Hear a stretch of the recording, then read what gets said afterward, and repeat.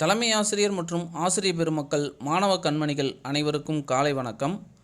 கள்ளக்குறிச்சி கல்வித்துறை சார்பாக 4 மற்றும் 5 வகுப்பில் பயிலும் மெல்ல கற்கும் மாணவர்களின் அடிப்படை திறன்களான எண்ணெழுத்து திறன்கள் மேம்பட, அவர்கள் முழுமையான வளர்ச்சி பெற உருவாக்கப்பட்டது தான் இந்த டைம் ஃபார் சேஞ்ச். இன்றைக்கி நம்ம என்ன பார்க்க போகிறோம் அப்படின்னு பார்த்தீங்கன்னா, வீக் 8க்கான டே 3 தான் நம்ம இன்றைக்கி பார்க்க போகிறோம். வாங்க வகுப்புக்கு செல்லலாம். Hello kids, how are you all? Welcome back to my class. Are you all happy? Okay, perfect. This is time for change. We are in week 8 and day 3. Yes, I hope you all are ready to listen my class. Okay, let's start. Now the first part, recalling the sounds. Okay, long vowel A. Can you tell the sound? Sound எப்படி இருக்கும்? Yes, A. A with magical E. The sound is A.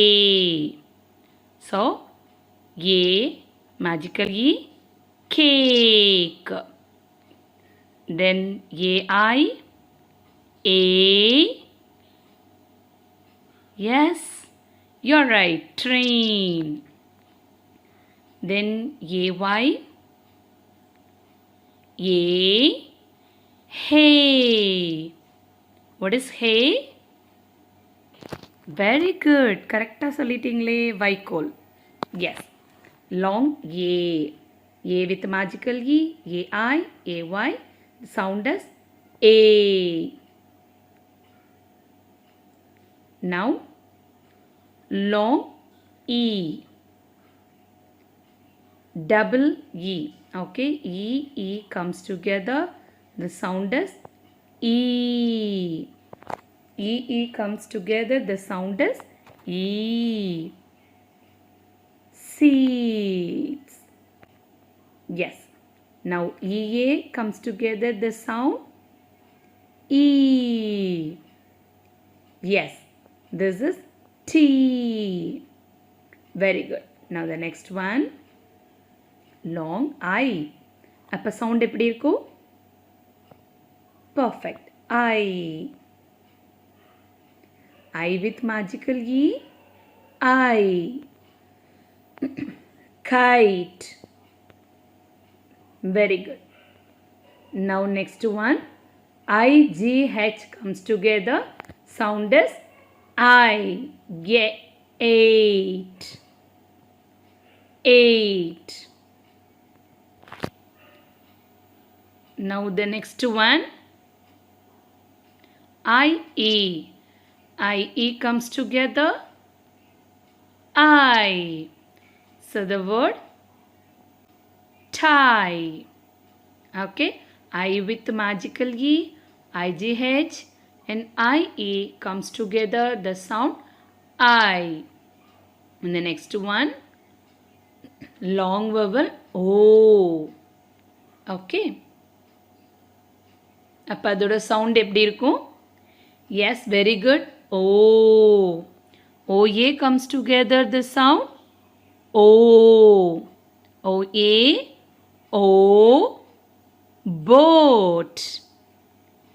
NOW, rainbow. Yes, OW, O, rainbow. O with magical E, O, rope. OA, OW, O with magical E. Sound is O. Perfect. Now, introduction of today's sound. Yes, today we are going to learn long vowel U. Okay. அப்ப அதோட sound எப்படி இருக்க போகுது? Very good. U.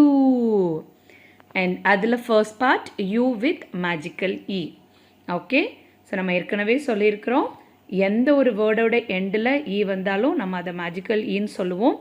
And அந்த magical e வரும்போது அதோட before என்ன vowel இருக்கோ அதோட சவுண்ட் சொல்ல மாட்டோம், அதோட நேம் அதுதான் நம்ம விச் மீன்ஸ் லாங் வவல் சவுண்டுன்னு சொல்லுவோம்.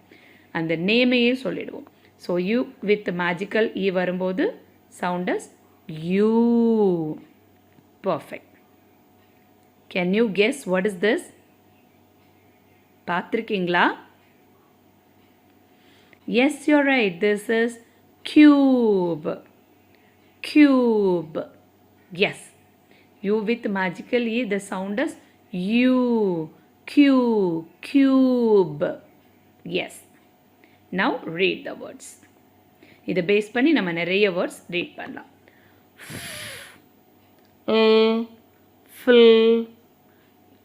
U. Flute. Flute. நான் இந்த யூவை ஏன் யூனே படிச்சுட்டேன்னு உங்களுக்கு புரியுதா? Very good. எண்டில் ஈ வந்திருக்கு. So flute. ஃப்ளூட் அப்படியெல்லாம் இதை ப்ரொனவுன்ஸ் பண்ணுவாங்க. The correct one is flute. Now ice. C E comes together, soft sound S. நம்ம அது லேர்ன் பண்ணியிருக்கிறோம். சரி, இந்த ஐயை நான் இ சொல்லாமல் ஏன்னா ஐ சொன்னேன்? Very good. இங்கே கூட நம்மளோட மேஜிக்கல் ஈயோட ரூல் அப்ளை ஆகுது இல்லையா?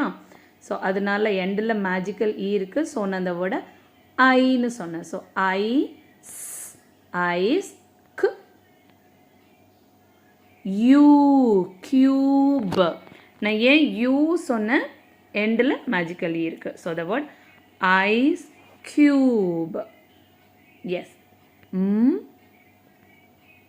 You mute. Okay, mute. நான் இதை சவுண்டில் படிக்கல, ஏன்னா இங்கே மேஜிக்கல் ஈ இருக்குது. அப்போ நான் இதை யூ தான் சொல்லணும். மியூட். எஸ், சவுண்டை மியூட் பண்ணிக்கிறது சொல்கிறோம் இல்லையா? Yes, perfect. Now you.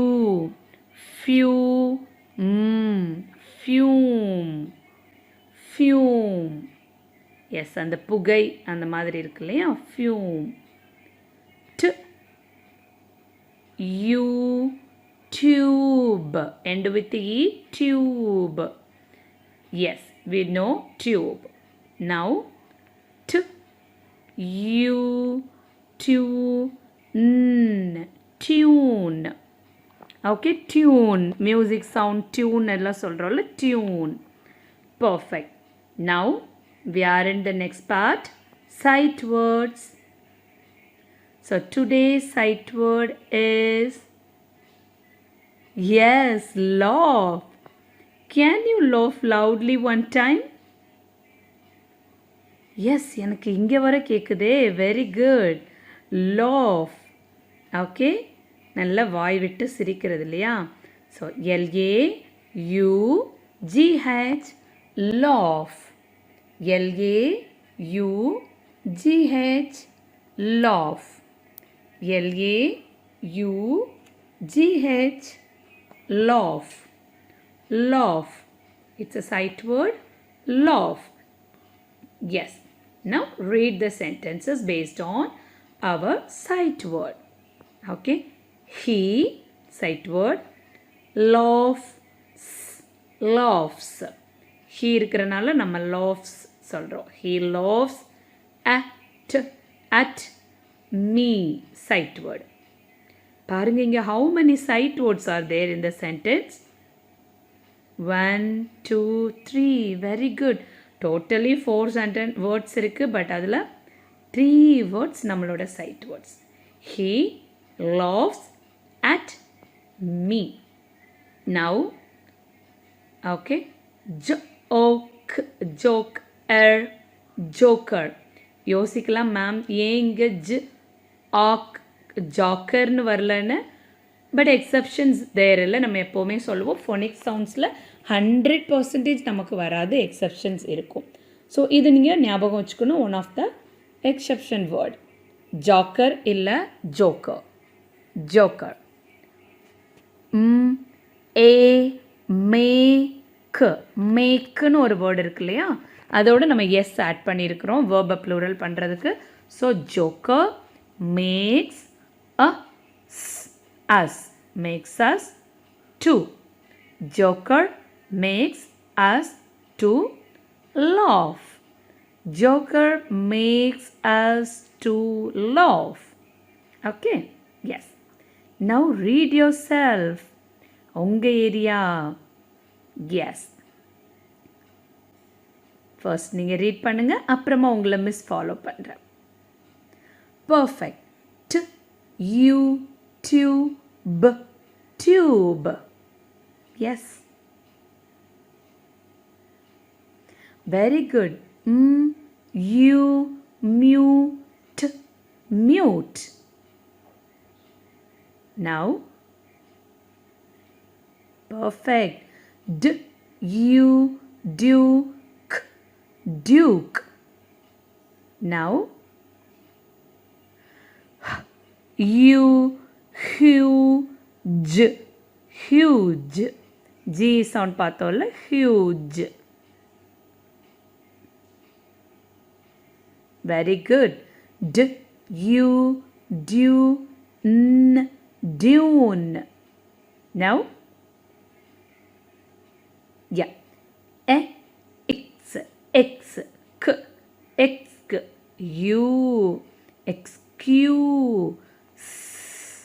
Excuse. Very good. Now,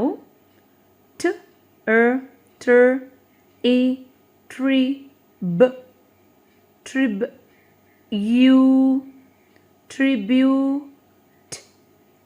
tribute. Very good. Next one. Yes.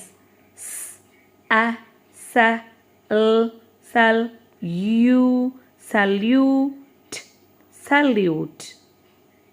Now,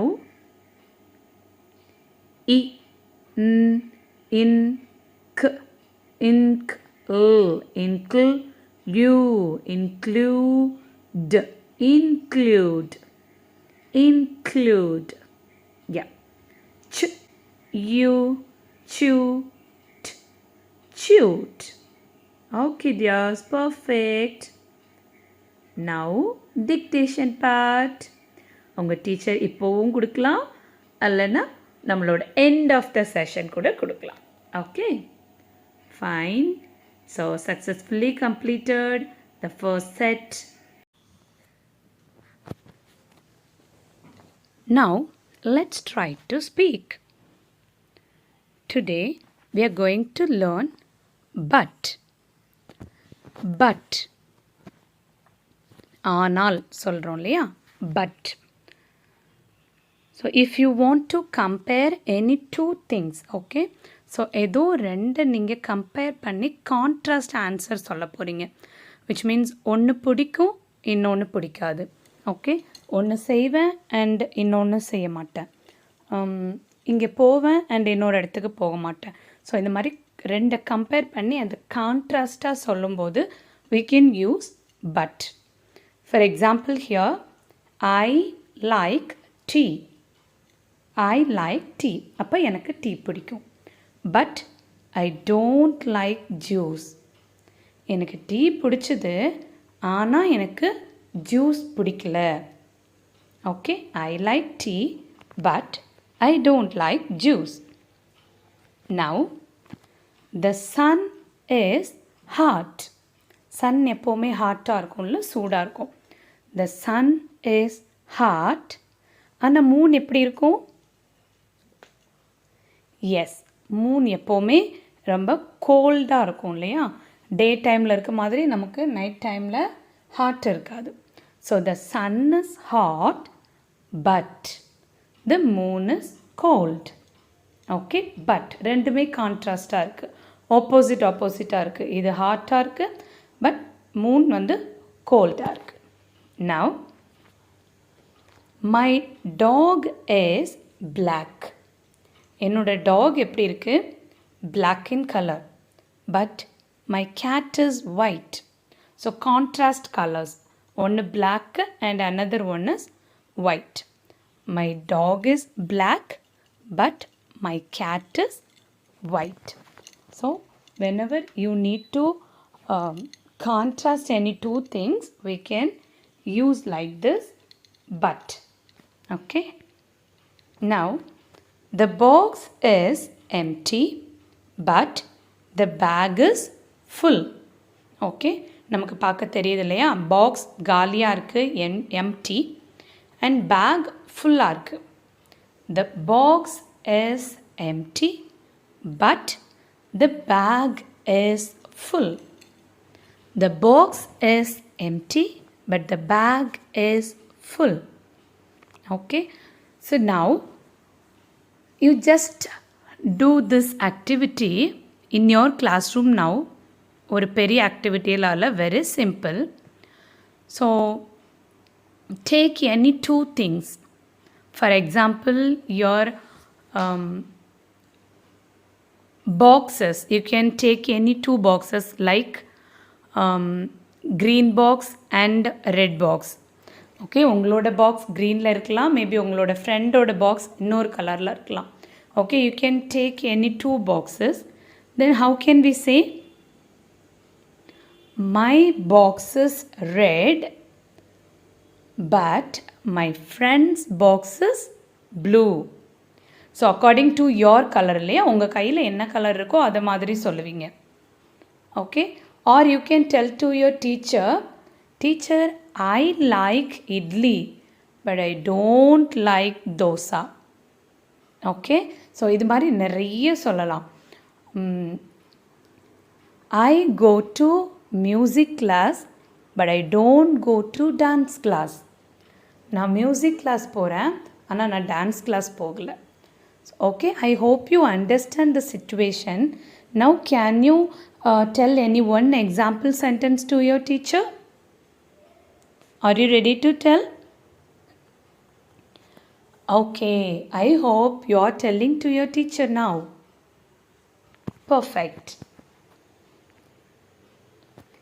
Here one more example. I am happy but my friend is sad. We can see here, no? The first boy is so happy. அதனால் அவர் என்ன சொல்கிறாரு, I am happy but my friend is sad. So நீங்கள் இது கூட உங்கள் மிஸ்கிட்ட பண்ணி காமிக்கலாம். You can do your face action. I am so happy miss but he is so sad miss. உங்கள் ஃப்ரெண்ட் பார்த்து சொல்லலாம். இல்லை நீங்கள் சேடாக இருக்கிற மாதிரி ப்ரிட்டன் பண்ணிக்கலாம், ஆக்ஷன் பண்ணிக்கலாம். அண்ட் உங்கள் ஃப்ரெண்டை பார்த்து சொல்லலாம், I am so sad miss but he is so happy.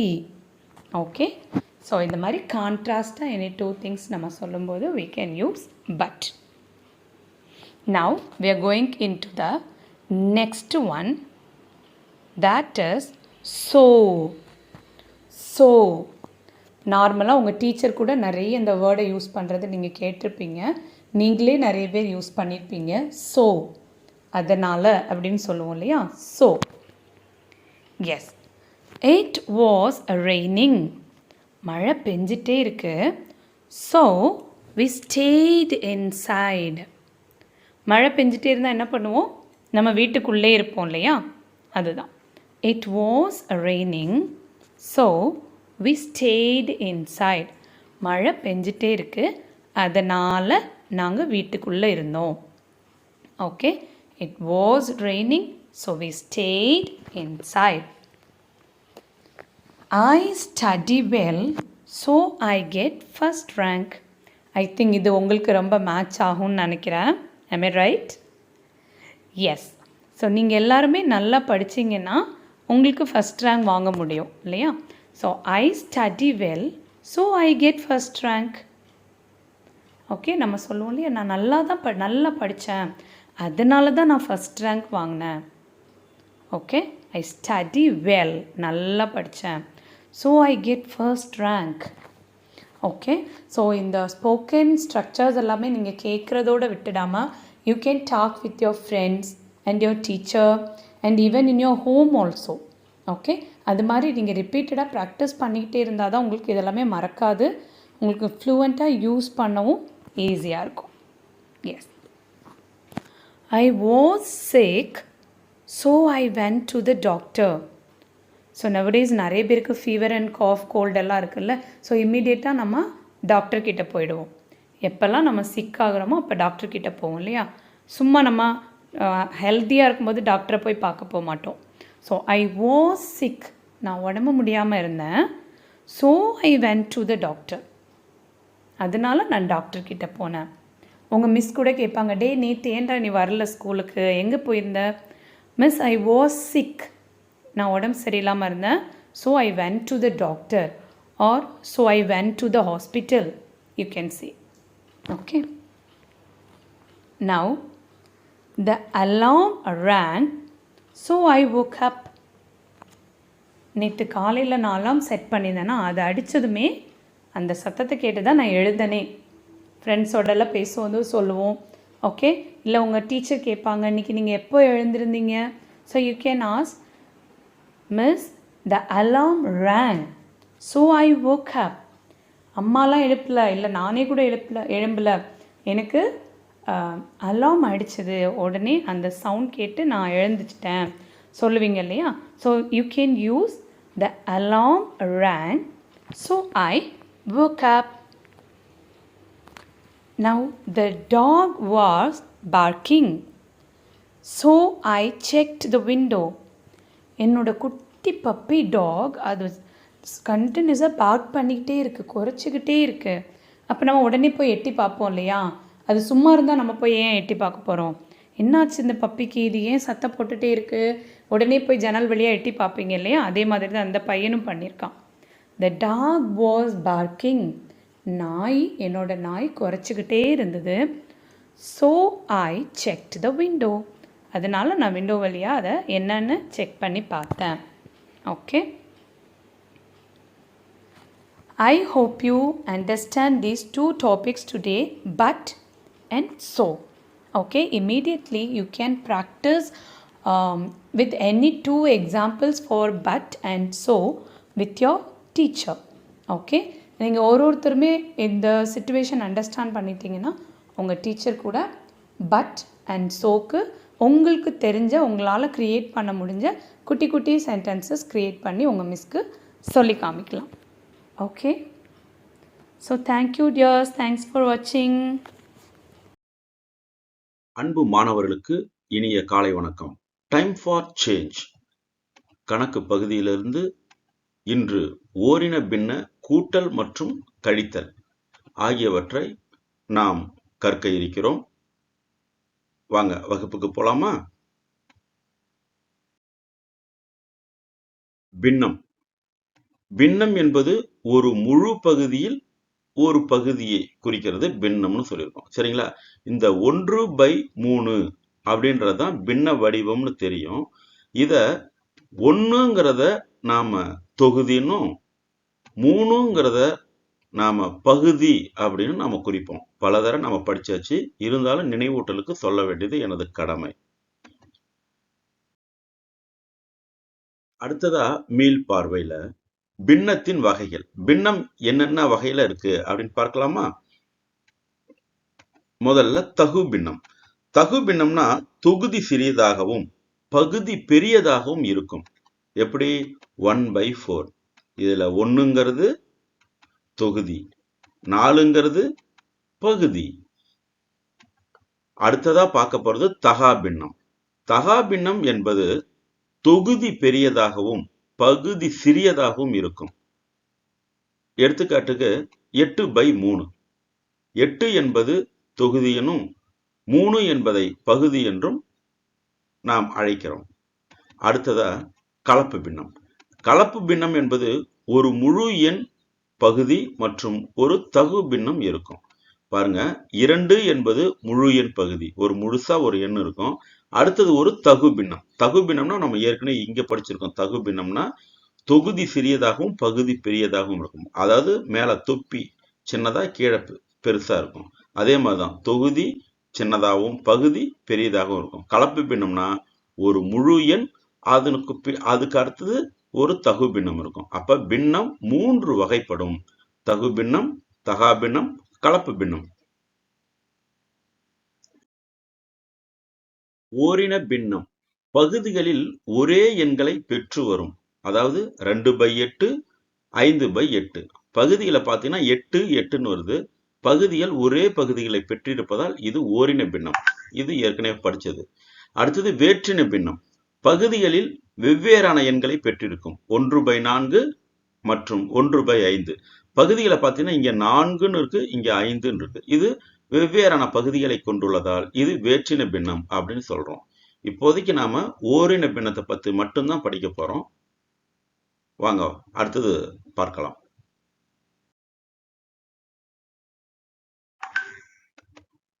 ஓரின பின்ன கூட்டல்.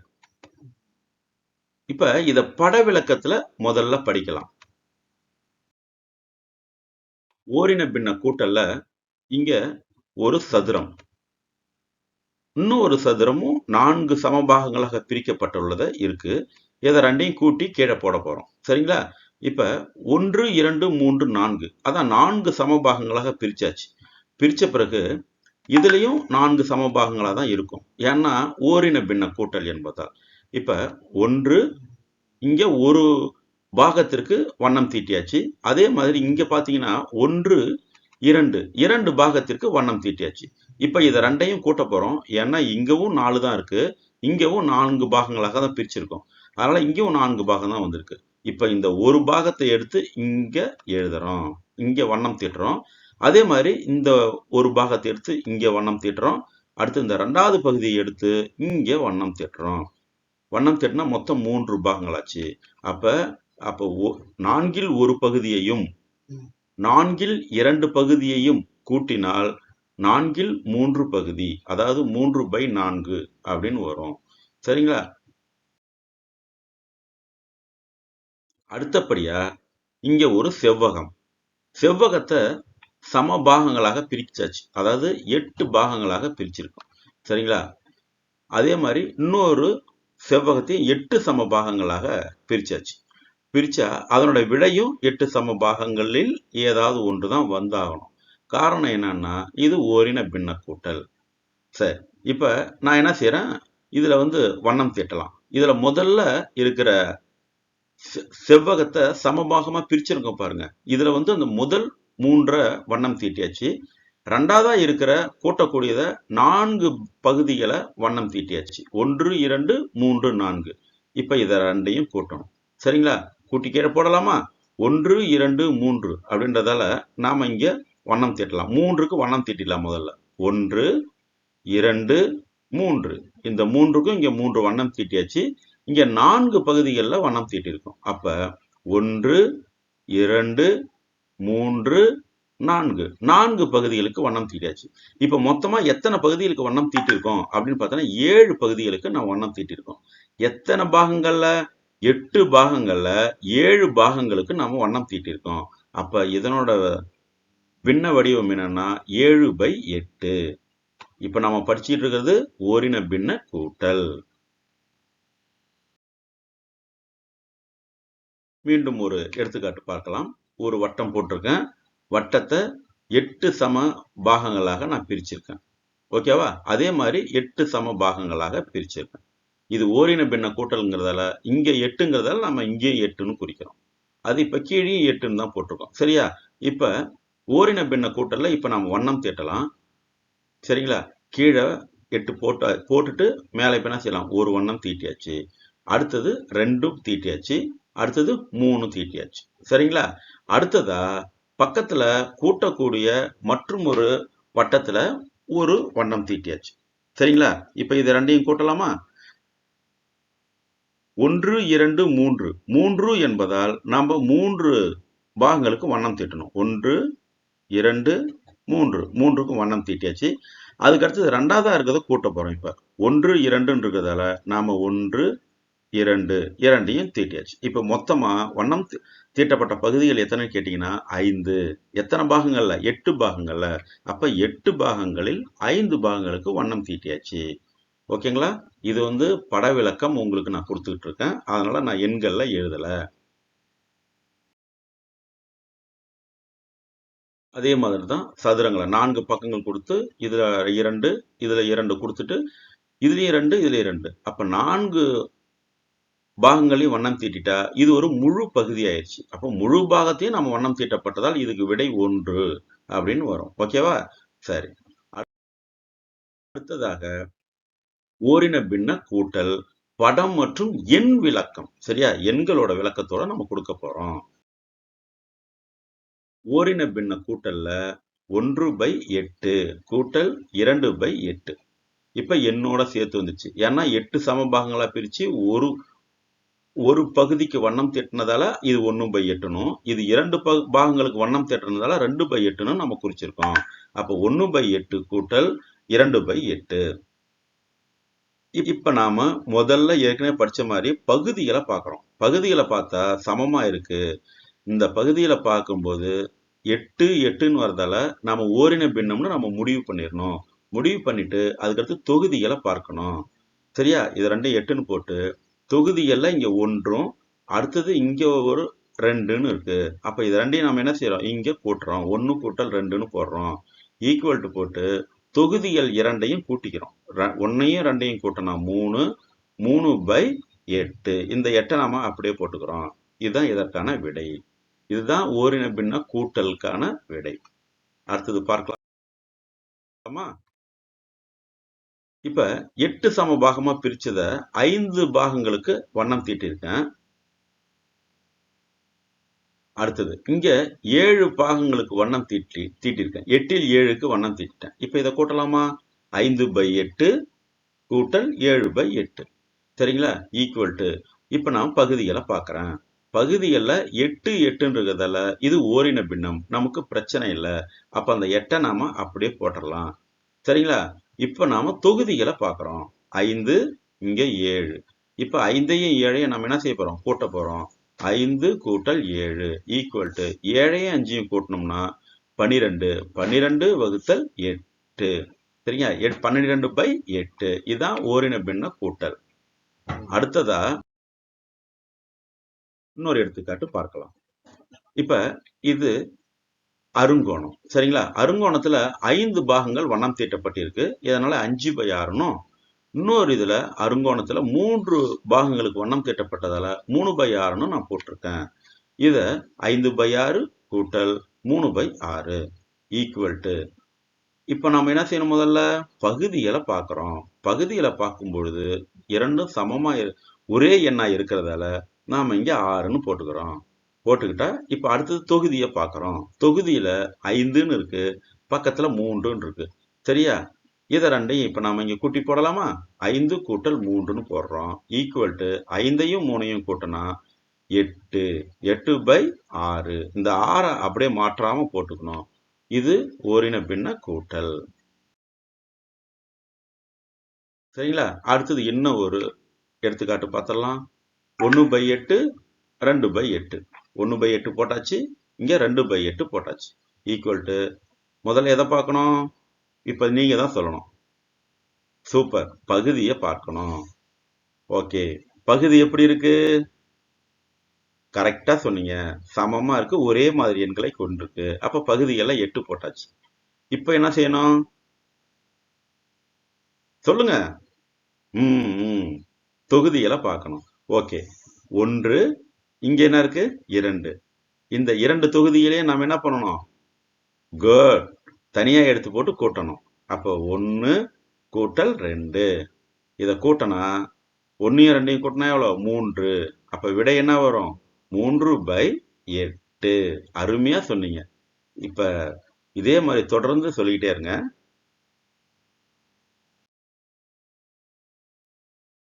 அடுத்தது ஓரின பின்ன கூட்டல்ல எண் விளக்கம். இப்ப நாங்க படம் கொடுக்க மாட்டேன். படம் கொடுக்காத எண்களை மட்டும் கொடுத்திருப்பேன். 5/8 கூட்டல் 3/8. முதல்ல எதை பார்க்கணும் சொல்லுங்க? பகுதியை பார்க்கணும். பகுதி எப்படி இருக்கு? சமமா இருக்கு, ஒரே எண்ணை பெற்றிருக்கு. அப்போ தொகுதியை பார்க்கணும். தொகுதியில இங்க 5 இருக்கு, இந்த தொகுதியில 3 இருக்கு. அப்ப 5ஐயும் 3ஐயும் கூட்டி நாம இங்க எழுதணும். கூட்டினா 8. 8/8. அப்ப அடிச்சோம்னா விடை 1 வந்துடும். அதை அடுத்த கிளாஸ்ல நம்ம பார்த்துக்கலாம். அடுத்தது 11/17 கூட்டல் 3/17. பகுதிகளை பார்க்கலாமா? பகுதிகளை பார்த்தா 17 இருக்கு, சமமா இருக்கு. நம்ம 17 அப்படியே போட்டுக்கிறோம். தொகுதிகளை பார்க்குறோம், 11 கூட்டல் 3. அந்த 11 கூட்டல் 3 நாம அப்படியே போட்டுக்கிட்டு திரும்ப 11ஐயும் 3ஐயும் கூட்டினா விடை 14 பை அந்த 17 அப்படியே போட்டுக்கணும். 14 பை 17. சரியா? இதுவரை நம்ம பின்ன கூட்டல் பார்த்தோம். இந்த கடைசியில ஒரே ஒரு பின்ன கூட்டல் மட்டும் பார்த்துட்டு நம்ம போயிடலாம். 2 பை 11 கூட்டல் 7 பை 11. பகுதிகளை பார்க்கலாமா? பகுதிகளில் 11 இருக்கு. இப்ப 11 போட்டாச்சு. அதே மாதிரி தொகுதிகளில் 2, 7 இருக்கு. தொகுதிகளில் 2 கூட்டல் 7 நம்ம போட்டுக்கலாம். போட்டுக்கிட்டா கூட்டினா என்ன வரும்? 9 பை 11. மிக அருமையா பதில் சொல்லிட்டு வரீங்க, வாழ்த்துக்கள். அடுத்ததா இப்ப நம்ம பார்க்க போறது பின்ன கழித்தல், ஓரின பின்ன கழித்தல். இப்ப பட விளக்கம் மட்டும் நம்ம பார்க்க போறோம். ஏற்கனவே கூட்டலுக்கு பார்த்த மாதிரி இதுக்கும் பட விளக்கம் பார்க்க போறோம். ஒரு செவ்வகம் கொடுத்திருக்கேன். செவ்வகத்தை 8 சம பகுதியா பிரிச்சிருக்கேன். சரியா? இப்ப இதுல 6 பகுதிகளுக்கு வண்ணம் தீட்டிருக்கேன். இதுல ரெண்டாவதா இருக்கிறது 4 பகுதிகளுக்கு வண்ணம் தீட்டிருக்கேன். சரியா? கழித்தல்னா நீங்க கவனிக்க வேண்டியது என்னன்னா, முதல் படத்துல எத்தனை பாகங்களுக்கு வண்ணம் தீட்டப்பட்டிருக்கோ அந்த பாகத்தை அப்படியே நீங்க என்ன செஞ்சிடணும், கீழே வந்து வண்ணம் தீட்டிக்கணும், விடைக்கு வச்சுக்கணும். வச்சுக்கிட்டு இங்க ஒரு இப்ப எந்த முதல்ல இருக்கிறதுல இருந்து ரெண்டாவது உள்ளதை கழிக்கணும். இந்த இரண்டாவதா இருக்கிறத ஒண்ணா நம்ம செலக்ட் பண்ணணும். செலக்ட் பண்ணிட்டு கடைசியில ஒண்ணா நம்ம அடிக்கணும். இங்க ஒண்ணு செலக்ட் பண்ணிட்டு அதை எடுத்துட்டு வந்து இங்க வச்சோம்னா இது ரெண்டும் கேன்சல் ஆயிடும்.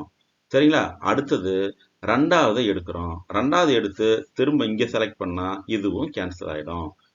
திரும்ப மூணாவதா ஒண்ணு எடுத்துட்டு திரும்ப இதை செலக்ட் பண்ணா இதுவும் என்ன செய்யறோம், கழிச்சிடுறோம். இந்த படத்துக்கு இந்த படத்தை நம்ம என்ன செஞ்சிடறோம், கழிச்சிடுறோம். கழிச்சிட்டா மீதி எத்தனை இருக்கு? 2 இருக்கு. அப்ப 6 வண்ணம் தீட்டப்பட்டதுல இருந்து 4 வண்ணம் தீட்டப்பட்டது போயிடுச்சுன்னா 2 வண்ணம் தீட்டப்பட்ட பகுதிகள் தான் இருக்கு. அப்ப 8ல் 2 இதை கழிச்சோம்னா 8 பகுதியில 2 பகுதிகள் அப்படின்னு சொல்லிருக்கோம். நான் எண்களை எழுதல. ஏன்னு கேட்டீங்கன்னா இது ஓரின பின்ன கழித்தல் பட விளக்கம் மட்டும்தான். இந்த பட விளக்கத்தை மட்டும் தெரிஞ்சுக்கிங்க. அதுக்கு அடுத்தது எண் விளக்கங்களை தெரிஞ்சுக்கலாம். ஓரின பின்ன கழித்தல்ல வட்டம் போட்டிருக்கேன். 8 சம பாகமா பிரிச்சு இதுல நான் வண்ணம் தீட்டிருக்கேன். 1, 2, 3, 4, 5, 6 6 பாகங்களுக்கு வண்ணம் தீட்டிருக்கேன். இப்ப ரெண்டாவதா இருக்கிறதுக்கு 2 பாகங்களுக்கு மட்டும்தான். சரிங்களா? 2 பகுதிகளுக்கு மட்டும்தான் வண்ணம் தீட்டிருக்கேன். நான் ஏற்கனவே சொன்ன மாதிரி 6ன்னா நம்ம கீழே என்ன செஞ்சோம், 6 பகுதியா வண்ணம் தீட்டி வச்சிருக்கணும் நாம. ஓகேவா? சரி, 6 தீட்டியாச்சு. இதுல இருந்து 2 கழிக்கணும். 1 செலக்ட் பண்ணிட்டோம்னா, சரிங்களா, 1 செலக்ட் பண்ணிட்டு நாம இங்க 1 செலக்ட் பண்ணிட்டா அது இந்த வண்ணத்துக்கும் இந்த வண்ணத்துக்கும் கேன்சல் ஆயிடும். அதே மாதிரி இதை செலக்ட் பண்ணிட்டு இங்க 1 செலக்ட் பண்ணிட்டா இதுவும் என்ன செய்யறோம், கேன்சல் ஆயிடும். 1க்கு 1 கேன்சல் ஆயிடுச்சுன்னா அப்ப 1, 2, 3, 4. அப்ப இதனோட விடை 8ல் 4. சரியா? அப்ப 4 பை 8 அப்படின்னு சொல்லிட்டு நாம எழுதுறோம். ஓரின பின்ன கழித்தல் வந்து மிக மிக ரொம்ப ஈஸி. கூட்டல் எப்படியோ அப்படிதான் கழித்தலும். சரி, அடுத்ததா பார்க்கலாம். ஓரின பின்ன கழித்தல எண் விளக்கம் மட்டும் இப்ப நம்ம பார்க்க போறோம். எண் விளக்கம் பார்க்கலாமா? 11 பை 17 மைனஸ் 3 பை 17. முதல்ல நாம எதை பார்க்கணும், பகுதிகளை பார்க்கிறோம். பகுதிகள் எப்படி இருக்கு, சமமா இருக்கு, ஒரே மாதிரி இருக்கு. அப்ப 17 அப்படியே போட்டுக்கிறோம். அடுத்ததான் நாம எதை பார்க்கணும், தொகுதிகளை பார்க்கணும். தொகுதிகள் எத்தனை இருக்கு, 11 இருக்கு. இன்னொரு இதுல எத்தனை இருக்கு, 3 இருக்கு. இப்ப இத ரெண்டையும் என்ன செய்யணும், கூட்டணுமா கழிக்கணுமா? கழிக்கணும். ஏன்னு கேட்டா நம்ம கழித்தல் கணக்கு போட்டுட்டு இருக்கோம். அப்ப 11 மைனஸ் 3, 11ல இருந்து 3 போனா எத்தனைன்னு சொல்லுங்க. Good, 8 by 17. சரியா சொன்னீங்க, 8 பை 17. இன்னொரு கணக்கு, ஓரின பின்ன கழித்தல்ல எண்களால ஒரு பின்னத்துல இருந்து இன்னொரு பின்னத்தை கழிக்கிறத நம்ம பார்த்துக்கிட்டு இருக்கோம். இப்ப 8 பை 11 மைனஸ் 7 பை 11. இப்ப 8ல இருந்து 7 கழிச்சாலே நம்மளுக்கு போதும், டக்குன்னு ஆன்சர் வந்துடும். அதுக்கு முன்னாடி முதல்ல பகுதிகளை பார்க்கிறோம், சமமா இருக்கு. அப்ப ஒரே மாதிரி என்ன இருக்குதால 11 போட்டாச்சு. இப்ப தொகுதியில 8, இங்க தொகுதியில 7. சரியா? அப்ப 8ல இருந்து 7 போனா 1. விடை 1/11. இந்த மாதிரி எளிமையான கணக்குகள் உங்களுக்கு புரிஞ்சிருக்கும் நம்புறேன்.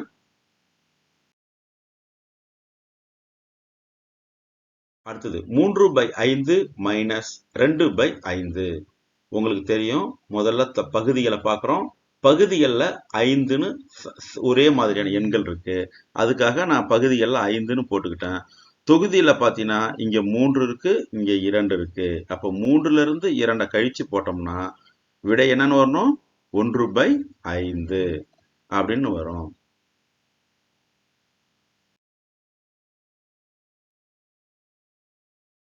இன்றைய வகுப்பு மிக சிறப்பாகவும் பயனுள்ளதாகவும் அமைந்திருக்கும் என நம்புகிறேன். மீண்டும் நாளை சந்திப்போம். நன்றி, வணக்கம். தலைமை ஆசிரியர்கள், ஆசிரியர் பெருமக்கள், மாணவ செல்வங்களுக்கு வணக்கம். மாற்றத்திற்கான நேரம். தமிழ் பாடத்துல 8வது வாரம் 3ஆம் நாளான இன்று நாம மயங்கொலி எழுத்துக்களை பத்தி படிக்க போறோம். இதுவரைக்கும் நடந்த வகுப்புகள்ல தமிழ்ல இருக்கக்கூடிய 247 எழுத்துக்களை பத்தியும் ஆசிரியர்கள் உங்களுக்கு விளக்கமா நடத்தியிருப்பாங்க. உங்களுக்கும் எல்லா எழுத்துக்களும் தெரிஞ்சிருக்கும்னு நம்புறேன். இன்றைய வகுப்புல நாம எந்த புதிய எழுத்துக்களை பத்தியும் தெரிஞ்சுக்க போறதில்ல.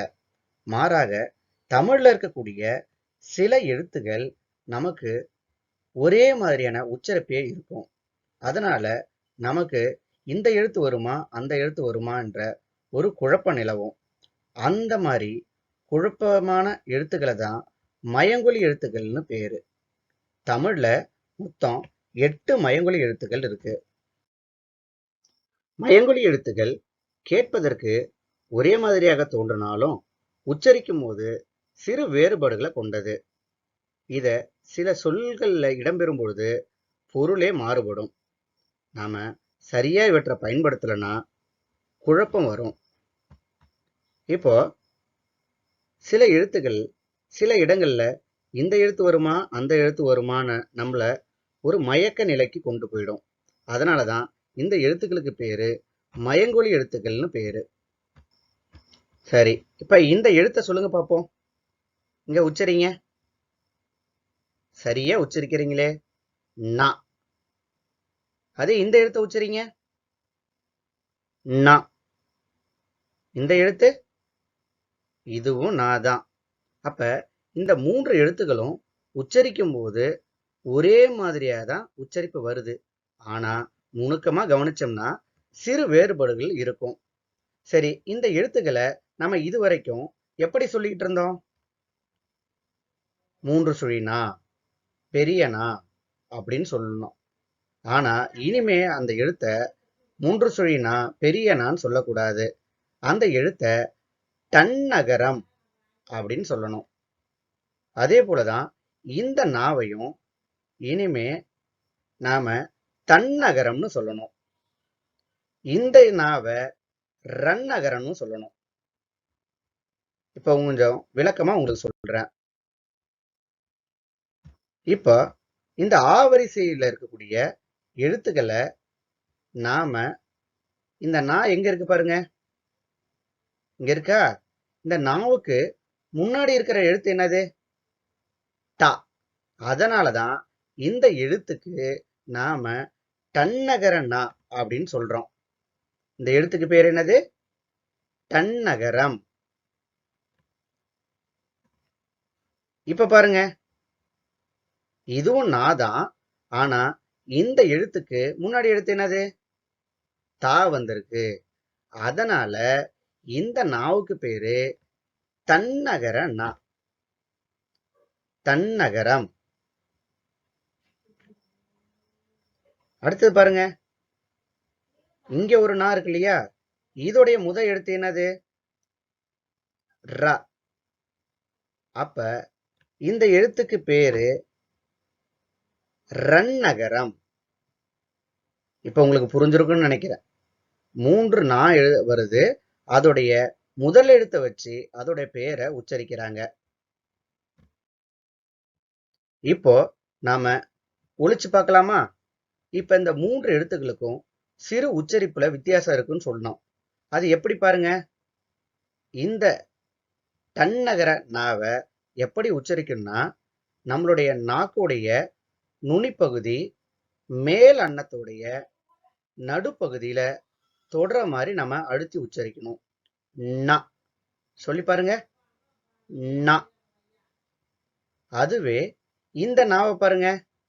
இந்த நாவை உச்சரிக்கும் பொழுது நாம நாக்குடைய நுனிப்பகுதி மேல் அன்னத்துடைய நுனிப்பகுதியில மட்டும் தொட்டா போதும். ந. எங்க சொல்லுங்க. ந. சரி. இந்த நா பாருங்க. இந்த நா பாருங்க. நாக்குடைய நுனிப்பகுதி மேல் அன்னத்துல இருக்கக்கூடிய பற்களுடைய அடிப்பகுதியில தொட்டா போதும். ந. ந. ந. அப்ப இந்த எழுத்துக்கள் பிறக்கிற உச்சரிக்கிற விதமே வேறுபட்டிருக்கு. இப்ப மயங்கொலி எழுத்துக்கள் இடம்பெற்ற சொற்கள் பார்க்கலாமா? இது என்ன எழுத்து? இது என்ன வார்த்தை? படிங்க. அருமையா படிக்கிறீங்களே. ப நீ. பனி. பனினா என்ன? இந்த படத்தை பார்த்தோன்னே புரிஞ்சிடுச்சா? பனினா நமக்கு மார்கழி மாதங்கள்ல குளிர் அடிக்கும் இல்லையா, பனி பெய்யும் இல்லையா, அந்த பனி. இது என்ன பாருங்க. இத உச்சரிச்சு பாருங்க. ப நீ. பனி. அப்ப இதுவும் பனிதான், இதுவும் பனிதான். இதோடைய பொருள் என்ன பாருங்க. இந்த பனியோட பொருள் பணி செய்தல். ஒரு வேலையை செய்யறதுக்கு பேரு பணி. அப்ப இந்த இனிமே 2 சுழினா 3 சுழினான்னு நீங்க சொல்லக்கூடாது. என்ன சொல்லணும்? ரன்னகர நா. இது தன்னகர நா. அப்ப பனின்ற இந்த சொல்ல ரன்னகரம் வந்துச்சுன்னா இது எதை குறிக்குது? இதோடைய பொருள் என்ன? பனி. பனி பெய்தலை குறிக்குது. ஆனா தன்னகரனா வரும்பொழுது இதோடைய பொருள் என்ன? ஒரு வேலை செய்யறத குறிக்குது. இப்ப பாருங்க, சொற்கள் ஒரே மாதிரியான ஒலிப்பு தான் இருக்குது 2 சொற்களும். ஆனா பொருள் வேற வேற. அப்ப நாம பாடப்பகுதிகளில் வரும்பொழுதே இது மாதிரி பொருள் உணர்ந்து படிச்சுக்கணும். அடுத்து பாருங்க. எங்க எடுத்து கூட்டுங்க. நிறைய பேரு அருமையா உச்சரிச்சு பாக்குறீங்க. க ந இம். கணம். இதோடைய பொருள் என்ன? பாருங்க, ஒருத்தர் பெட்டியை தூக்க முடியாத தூக்குறாரு. அப்ப எப்படி இருக்கு? அந்த பெட்டிலாம் ரொம்ப கனமா இருக்கு, ரொம்ப வெயிட்டா இருக்குன்னு அர்த்தம். இப்ப கனம் என்பது எடை அதிகத்தை குறிக்குது. இங்க பாருங்க, இதை எடுத்து கூட்டி பாருங்க. க ந இம். கணம். இதுவும் கணம் தான். ஆனா இதோட பொருள் என்ன? கணம். கணம்ன்றது நேரத்தை குறிக்கிறது. கன நேரத்துல அந்த வேலையை நான் செய்வேன் அப்படின்னு நம்ம சொல்றோம் இல்லையா, அது போலதான். அப்ப இதுவும் கணம் தான், இதுவும் கணன்ற வார்த்தை தான். ஆனா ரன்னகரம் வரும் பொழுது அந்த கணத்துக்கு பொருள் என்ன? எடையை குறிக்குது, கனமா இருக்குதுன்னு குறிக்குது. ஆனா இந்த தன்னகரனா வரும்பொழுது இதோடைய பொருள் நேரத்தை குறிக்கிறதா இருக்கு. அடுத்து பாருங்க, எழுத்துக்குட்டி சொல்லுங்க பாப்போம். ஆ நீ. ஆனி. ஆனினா என்ன? ஆனி மாதம். கேள்விப்பட்டிருக்கீங்கல்ல? இங்க பாருங்க, இது என்னது? இதுவும் ஆணிதான். ஆ நீ, ஆணி. இதோடைய பொருள் என்ன? நம்ம எல்லாருமே இதை பயன்படுத்தி இருப்போம். நம்ம செவுத்துல அடிக்கிறோம் இல்லையா ஆணி, அந்த ஆணி. அப்ப இதுவும் ஆணிதான், இதுவும் ஆணிதான். இந்த வார்த்தையில ரன்னகரம் வந்திருக்கு. அப்ப இந்த ஆணி மாதத்தை, ஆணி மாதத்தை குறிக்கிறது. இந்த ஆணியில டன்னகரன் வந்திருக்கு. இந்த ஆணி நாம செவுத்துல அடிக்கிற ஆணியை குறிக்கிறது.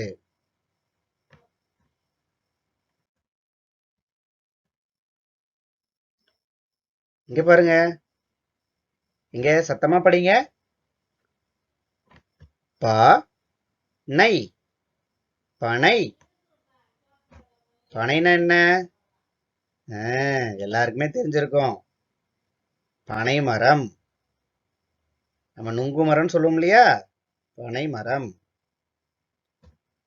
இது பாருங்க, இதுவும் பனைதான். ப நை, பனை. இதோடைய பொருள் என்ன? இது என்ன? இது மூங்கில், மூங்கில் மரம். அப்ப இந்த பனையில ரன்னகரம் வருது. ரன்னகரம் வந்தா அந்த பனை பனை மரத்தை குறிக்கிறது. இதுவே டன்னகரம் வரும்போது அந்த பனையானது மூங்கில் மரத்தை குறிக்கிறது.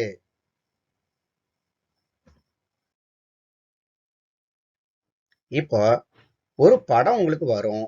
அந்த படத்தை பார்த்து சரியான மயங்கொலி சொல்ல நீங்க வட்டமிடணும். செய்யலாமா?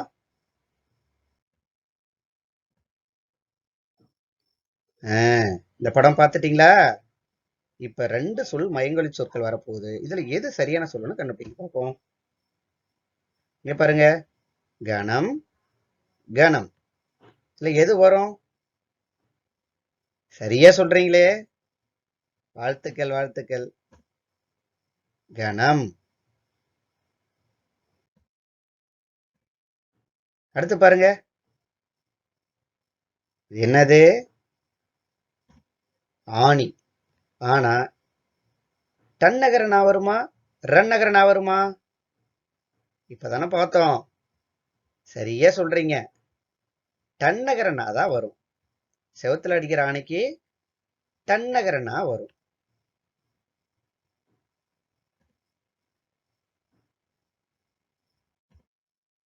இது என்னது? மூங்கில் மரம். மூங்கில் மரத்தை குறிக்கக்கூடிய வார்த்தை எது? பனை. இந்த பனையா, இந்த பனையா? சரியா கண்டுபிடிச்சிட்டீங்களே, வெரி குட். இந்த பனை தான். இந்த பனை நாம பனை மரத்தை குறிக்கும், நுங்கு மரத்தை குறிக்கும். இந்த பனை மூங்கில் மரத்தை குறிக்கும். அருமையா சொல்றீங்க. இப்ப அடுத்தது நாம அடுத்த மயங்கொலி எழுத்துக்களை பார்க்க போறோம். இந்த எழுத்துக்கு பேரு நாம இதுவரைக்கும் எப்படி சொன்னோம்? சின்னரா, பெரியரா அப்படின்னு சொல்லியிருப்போம். ரைட்டா? இனிமே இது மாதிரி சொல்லக்கூடாது. இதுக்கு பேரு இடையின ரா, இடையின ரகரம் அப்படின்னு சொல்லணும். இந்த ராவுக்கு பேரு வல்லின ரகரம் அப்படின்னு சொல்லணும். ஏன் அத நம்ம இடையின ரகரம்னு சொல்றோம்? இங்க பாருங்க, நாம ஏற்கனவே மெய்யெழுத்துக்கள் படிச்சோம் இல்லையா, எரள வழல இடையினம் படிச்சோம் இல்லையா, அதுல வரக்கூடிய ரா. அதனால இந்த ராவுக்கு பேரு இடையின ரா அப்படின்னு நம்ம சொல்றோம். அதே போல இதுவும் ரா தான். ஆனா இந்த ராவை நம்ம எப்படி வேறுபடுத்தி சொல்றது? இந்த எழுத்துக்கள்லாம் என்ன எழுத்துக்கள்? கசட தபர வல்லினம்னு படிச்சோம் இல்லையா? அப்ப இந்த வல்லின எழுத்துக்கள்ல வரக்கூடிய ரான்றதால இந்த ராவுக்கு பேரு வல்லின ரா. இப்ப புரிஞ்சுதா? இனிமே சின்னரா பெரியரான்னு சொல்லக்கூடாது. சரி, இந்த 2 ராவும் ஒரே மாதிரி உச்சரிப்பு இருந்தாலும் சிறு அளவுல வேறுபட்டது. இங்க பாருங்க, இந்த இடையினராவை நாம உச்சரிக்கும் பொழுது நாக்கோட நுனியானது நம்ம மேல் அன்னத்தோடைய நுனி பகுதியில தொட்டு சொல்லணும். ர. இங்க சொல்லுங்க, ர. அதுவே வல்லினராவை நம்ம உச்சரிக்கும் பொழுது நாக்கோடைய நுனிப்பகுதியானது மேல் அன்னத்துடைய நடுப்பகுதிய தொட்டு சொல்லணும். ர. ர. இங்க சொல்லுங்க, ர. அருமையா சொல்றீங்க. இப்ப இந்த எழுத்துக்கள் சார்ந்த மயங்கொலி சொற்களை பார்க்கலாமா?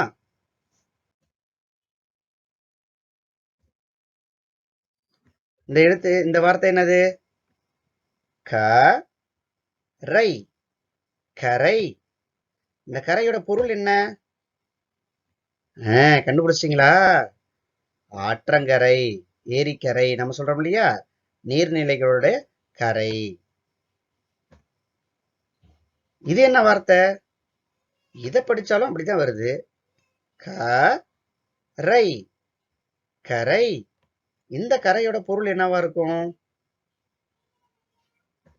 அருமையா சில பேர் கண்டுபிடிச்சிட்டீங்க. நாம ஆடைகள்ல இருக்கக்கூடிய கரைய குறிக்குது. அப்ப இந்த இடையினரா வந்ததுன்னா அந்த கரை ஆற்றங்கரையை குறிக்குது. இந்த வல்லினரா வரும்பொழுது இந்த கரை ஆடையில இருக்கக்கூடிய கரையை குறிக்குது.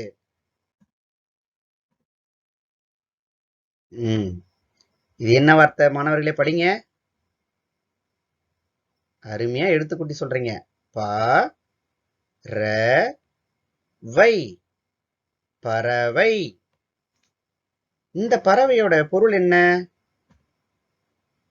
இது என்னது? இது கடல். அப்ப கடலுக்கு இன்னொரு பேரு பறவை. இங்க பாருங்க, இதுவும் என்னது? எடுத்துக்கூட்டுங்க. ப ர வை. பறவை.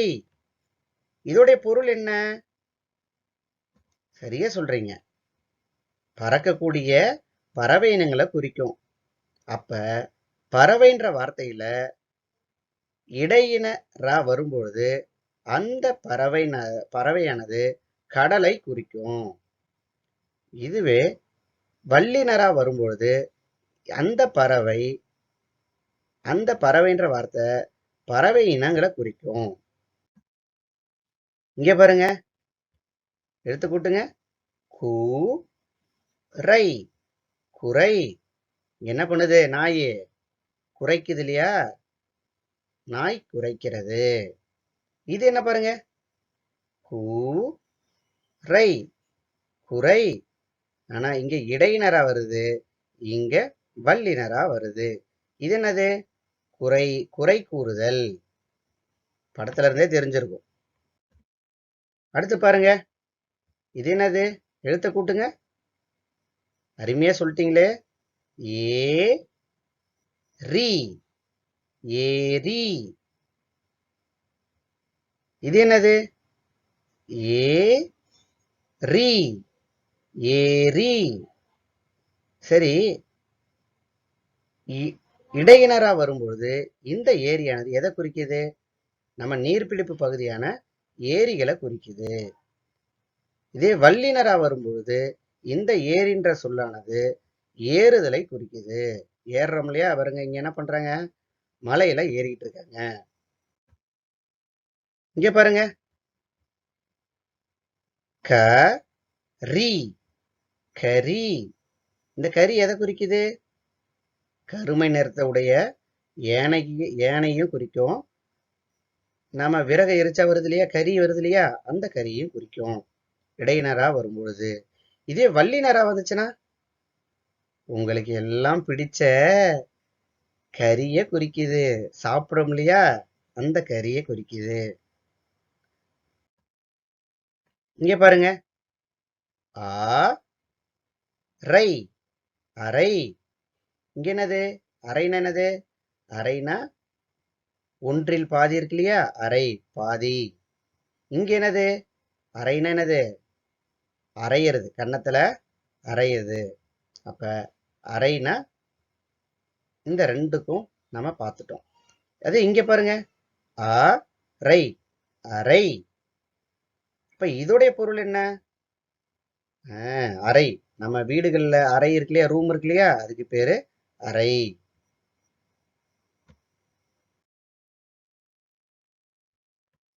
இப்ப பாருங்க, ஏற்கனவே பார்த்த மாதிரி ஒரு படம் வரும். அந்த படத்திற்குரிய சரியான மயங்கொலி சொற்களை நம்ம கண்டுபிடிக்கணும். பாருங்க, இது என்னது, பறவை. இந்த பறவைக்கு எந்த ரா வரும், இடையினராவா பல்லினராவா?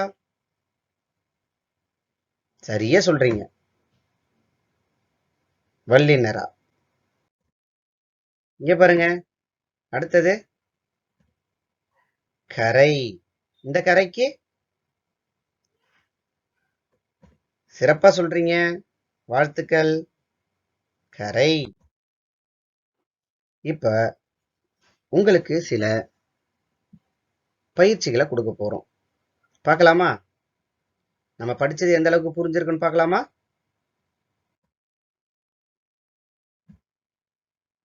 படிங்க. பூ டேஷ் வீசும். பூ என்ன வீசும், இதுவும் மனம்தான். மா ந இம், மனம். மா ந இம், மனம். ரன்னகரனா வருமா, டன்னகரனா வருமா? சரியா கண்டுபிடிக்கிறீங்க, மனம். டன்னகரனா தான் வரும். ஏன்னா இந்த மனமானது வாசனையை குறிக்குது. இந்த மனம் ரன்னகரனா வந்துச்சுன்னா இந்த மனம் உள்ளத்தை குறிக்குது. இங்க பாருங்க, ஆடையில் படிவது.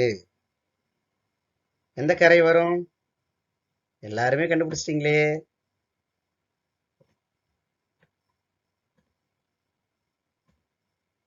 கரை. Very good. அடுத்தது சமையலுக்கு உதவுவது. சமையல் எதை வச்சு செய்யறோம், கறி. அடுத்தது இது என்னது, கடலுக்கு வேறு பெயர்.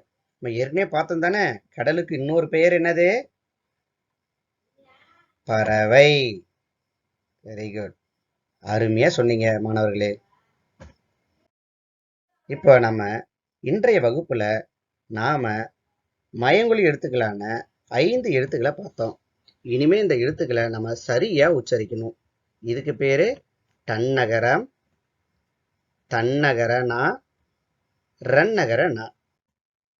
இதுக்கு பேரு இடையின ரகரம், வல்லின ரகரம். ஆசிரியர்களே, தமிழ் பாடநூல்ல ஏதேனும் ஒரு பக்கத்தை குறிப்பிட்டு அப்பக்கத்தில் உள்ள மயங்கொலி எழுத்துக்கள் மற்றும் சொற்களை சொல்லிக்கொண்டே வட்டமிட செய்யலாம். நன்றி, மீண்டும் சந்திப்போம். இத்துடன் இன்றைய வகுப்பு நிறைவடைந்தது. மீண்டும் நாளை சந்திப்போம். அது வரைக்கும் மாணவர்களுக்கு இன்றைய சம்பந்தமான பயிற்சியை கொடுங்க, டிக்டேஷன் வைங்க, அதை நீங்கள் ஃபைல் பண்ணி வச்சுக்கோங்க. நன்றி, மீண்டும் நாளை சந்திப்போம்.